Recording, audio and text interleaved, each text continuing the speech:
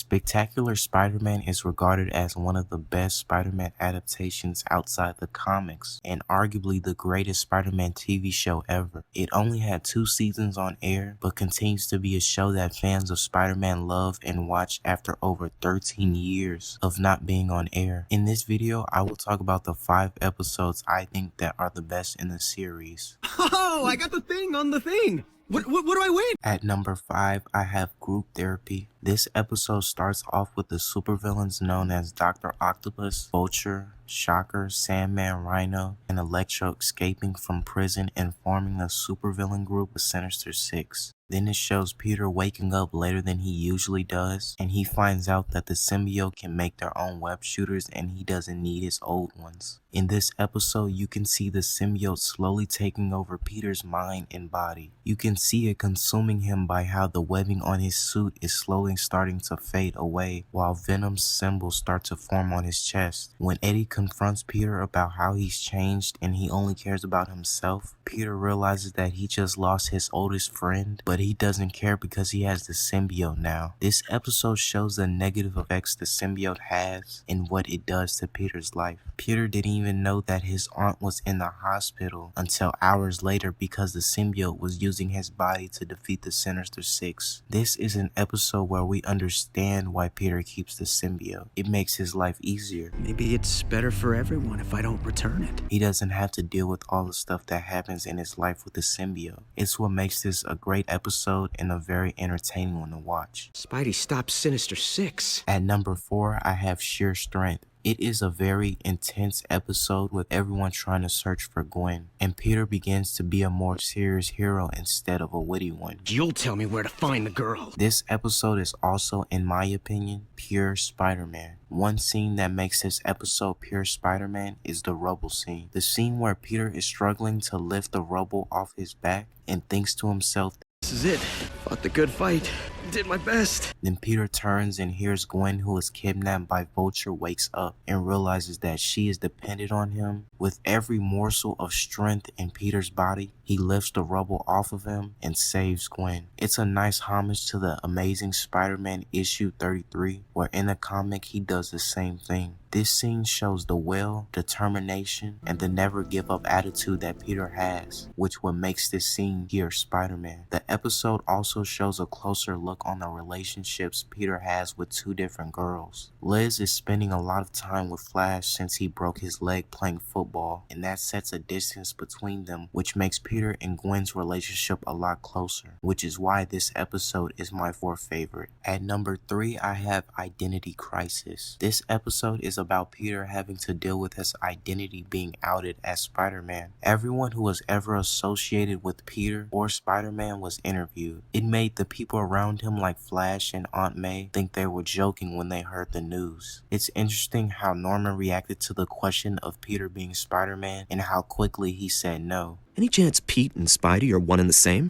No. Which indicates he either knew about it already or was questioning it before. Later in the episode, Peter saves Flash after dressing up as Spider-Man, and Venom manages to catch Peter off guard and finds a way to take off his mask, but the car flips over so the media couldn't get a shot at Peter. After that, Peter and Venom have this amazing fight sequence which starts from outside the school to inside the classroom to the hallways to the gym, and eventually ends with them in the locker room with the symbiote leaving Eddie after Peter shoves a gene cleanser down his throat. It's a fantastic episode from start to finish, with great storytelling, and shows us the main reason why Peter hides his identity in the first place. At number 2, I have the last episode in the series, Final Curtain. This episode was a fantastic conclusion to the character arcs of some characters and the mystery of who the Green Goblin really is. This episode has you second guessing if Norman Osborn is really the Green Goblin and if someone else was. The relationship between Peter and Gwen becomes a closer relationship since they both decided to tell Liz and Harry that they are both breaking up with them to get together. While they're planning to break up with them, Harry is outside the house hearing them talk about it. After Peter breaks up with Liz, when a man named Donald Minkin is considered to be the Goblin, Peter questions him before the Goblin shows up again using sleeping gas, like Willem Dafoe's Goblin in the first Spider-Man.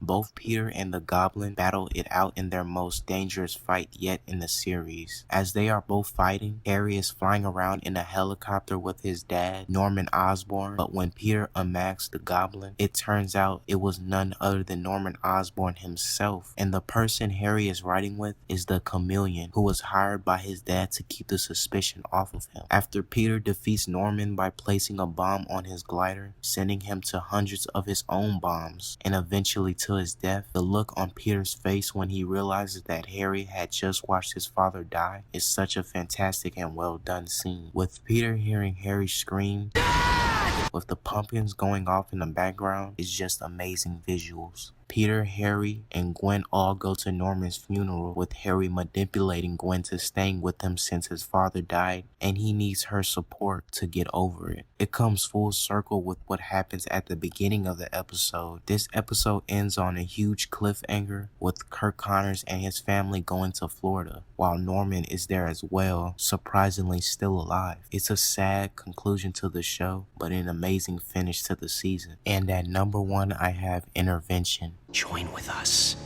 Make our bond permanent. This episode is just spectacular. Most of the episode itself is not in color, but black, gray, and white, because it shows the inner struggle between Peter and the symbiote trying to take over him. It showcases Peter's past with the life before he was Spider-Man and when he became Spider-Man. It also shows the most important reason on why Peter became Spider-Man in the first place: his Uncle Ben. His Uncle Ben taught him the importance of responsibility and the power that comes with it, because without it, it can turn Peter's life upside down, and that's exactly what happens when the symbiote bonds to him. The symbiote slowly makes him forget his morals and his responsibility he has with the power he's been given. It's turning him into a person that's not him. Peter starts to push his friends away. How exactly do you plan on helping? Do my homework, maybe lower my GPA? He gives in to his selfish desires. The 6 were put down hard. Parker gets paid for the photos. What else matters? The one person that makes Peter question himself and what he's been doing is surprisingly Flash Thompson. Someone who's been his rival throughout the years of schooling talks some sense into him. Poor puny Parker, the guy who can't even see when his friends are trying to help. So Peter decides to take it off, realizing what it's been doing to him and his life. The symbiote talks to Peter and tries to convince him to stay together. When Peter almost gives into this temptation, Uncle Ben helps him. Uncle Ben shows Peter the good he's done and the love he has from the people that care about him, which helps him find the strength he has within himself to overcome his demons and beat the symbiote. It's such a spectacular way to portray the character of Spider-Man and the mental battles he has within himself. It shows a hero who has flaws, made mistakes, and learned from them. It's something that's inspirational and one of the many reasons why we love the character of Spider-Man. I hope you guys enjoyed this video, and comment down below which 5 episodes are your favorite in the series. Thanks for watching, and subscribe for more content like this in the next video. Hey, did I mess up your costume? Leave off the threads, Emerald Elf.